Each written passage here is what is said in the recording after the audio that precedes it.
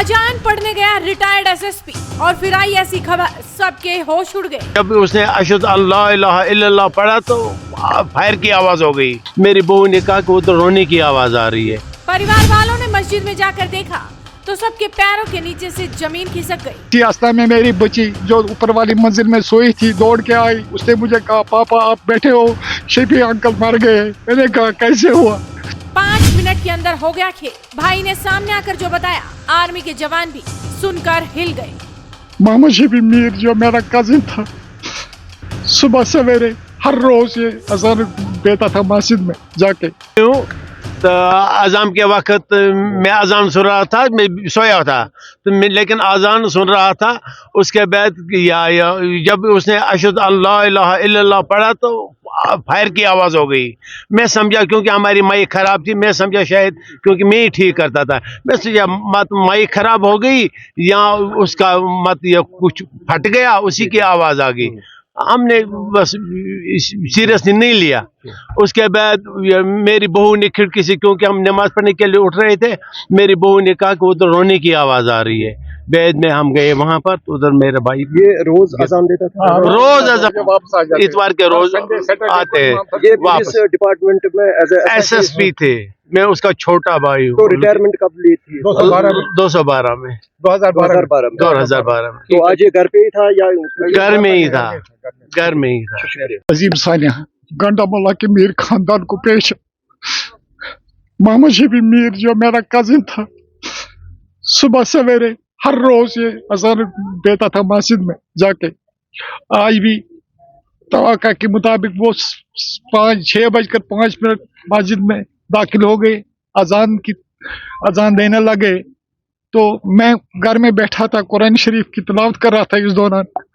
तो जब अजान शुरू हो गई तो मैंने कुरान शरीफ को बंद किया तो कुरान इस अजान का जवाब देने लगा। इसी तरह से अजान चलते चलते अशहदु अन्ना मुहम्मद रसूलुल्लाह सल्लल्लाहु अलैहि वसल्लम पढ़ के दूसरा इसने कलमा अदा नहीं किया। जबकि इसी दौरान मैंने ड्रम की आवाज सुनी, एक बड़ी भारी फायर की आवाज, वो भारी आवाज थी। तो मैंने कुरान शरीफ को बंद किया तो अजान खत्म हो गई। इसके आगे अजान नहीं हुई तो मैंने कुरान शरीफ को बंद किया। मेरे जहन में ये सोच आ गई कि मुझे लगता है शफी साहब को कोई चक्कर आ गया तो गिर गए, इसकी आवाज़ आ गई। तो इसी सोच में मैंने ये भी सोच लिया कि मेरे घर तक ये आवाज़ नहीं आ सकती गिरने की। तो 4-5 मिनट मैंने वेट किया। इसी रास्ता में मेरी बच्ची जो ऊपर वाली मंजिल में सोई थी दौड़ के आई। उसने मुझे कहा पापा आप बैठे हो, शफी अंकल मर गए। मैंने कहा कैसे हुआ? तो मुझे जहन में आया कि कुछ हुआ है। मैं फौरन दौड़ के आया तो यहाँ मैंने मेरा भांजा है मोहम्मद इकबाल मीर, तो मैंने उसको बुलाया। उन्होंने कहा वो शफी अंकल के साथ बारामूला गए हैं। तो तब पता चला बारामूला से हमें मैसेज आ गई कि इनको गोलियां लगी है। ये पता नहीं है भाई कि गोली कहाँ से आई कहाँ से। जब हम मौके वारदात पर पहुंचे तो हमने देखा जो यहाँ पर हमारी माइक लगी अजान के लिए, उसके पीछे एक खिड़की है, कोई खिड़की का शीशा पूरा थोड़ा टूट चुका था और उसके वो छींटे मस्जिद में गिरे थे सारे। तो हमें लगा अगर शफी साहब पीछे गिर जाते चक्कर आके तो ये जो कंधे शीशे के साथ टकराते तो शीशा बाहर आता, लेकिन शीशा बाहर कोई शीशे का एक दिन का भी बाहर नहीं था, सारे दिन के मस्जिद के अंदर थे। तो हम परेशान हो गए ये कैसे हो गया।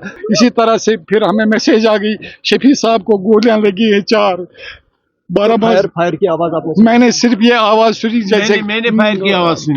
गम बड़ी आवाज आ गई, एक ही आवाज आ गई, गम जैसे हो गया आवाज की।